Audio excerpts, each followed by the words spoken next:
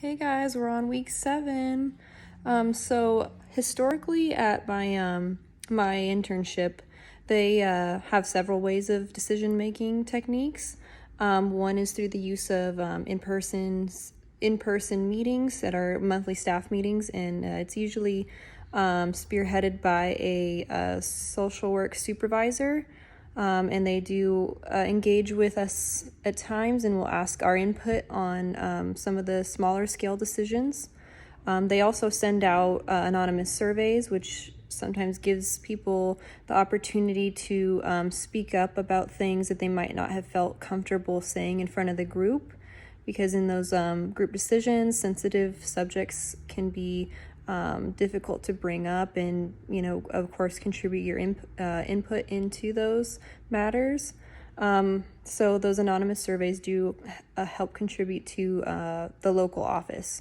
But our agency is pretty large, and we have several different offices all around Northern California. So the third decision-making technique used is through the administration team, and one or two supervisors from each office goes to the board of director meetings, and they call it the admin team meeting once a month, and they discuss larger scale business decisions. And this information is typically given out to some of us, not all of us at the agency, through email, and will be sent via a group some of the decisions that were made. So that being said, there is a pretty significant power dynamic in play with some of our decision-making techniques at the agency, and it does create this power imbalance. And oftentimes that's because people aren't able to contribute how they're feeling due to like the fear and like the stigma of contributing their opinion that might be like different than the majority of the group. So question number 2,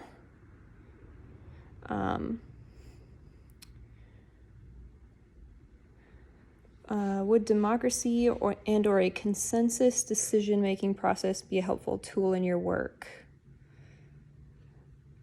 Yes, 100%. I do believe that implementing, more of like a equitable voting tool would be really great for my agency, because like I said, those larger scale decisions that affect the whole entire agency and not just like the local offices, a majority of the employees aren't involved in that process. And I think that, equalizing that power dynamic and giving people the opportunity to contribute would really help some of the people that might have been too shy to contribute their true feelings or like their input into the group. And I also feel that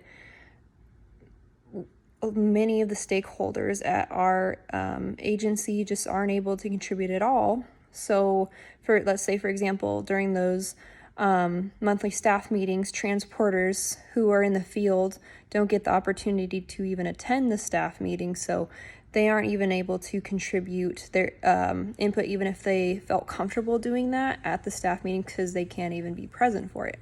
So I think, creating some sort of voting tool to help send out to all EA employees and not just the people that are able to attend for that monthly staff meeting would be really amazing.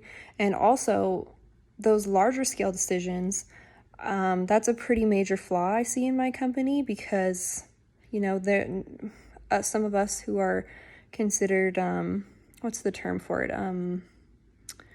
like subordinates, I believe, are not able to contribute, and that's really a loss for my company, because if you think about it, there's so many different lenses and they can only collect so much information being like a group of people. So there's only one or two supervisors tops going to these meetings from each office, and because they hold that role of power, they aren't always capable of advocating in behalf of some of like the subordinate employees, so the social workers and the transporters, the support counselors, and the case managers. So they're really only getting the lens through the administration team, and they're losing that opportunity to explore some of like the improvements that really could be beneficial to the company.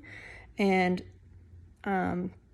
I think just the use of the implementation of that tool would just be excellent for opening their eyes to some of the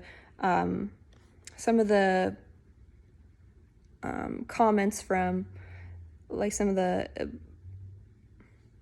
subordinate employees. And question number 3. If you were to propose one of these alternative decision-making processes, do you know what process it would be within the organization? And do you think colleagues would be receptive? So I personally have experienced this frustration from, not being able to contribute to decisions on behalf of my organization. And I do know that some of my coworkers would be really excited about this opportunity and like this change and shift in the power dynamic. But I also know that some of my coworkers would not really be interested and would consider this potentially extra work on their part. And with some of the social workers that are extremely overwhelmed with really high caseloads and being over their caseloads, they already struggle to keep up with some of their paperwork and, weekly quizzes that we have to do. So adding this extra step and extra work, paperwork, surveys, it might be kind of difficult for them to, be excited about that. So I do think it would be very beneficial, and they would be able to increase their satisfaction with employees, because it would give more people who do want to be a part of that process the opportunity. But it also, if it was to be like mandatory for everyone to participate, could cause a lot of stress as well.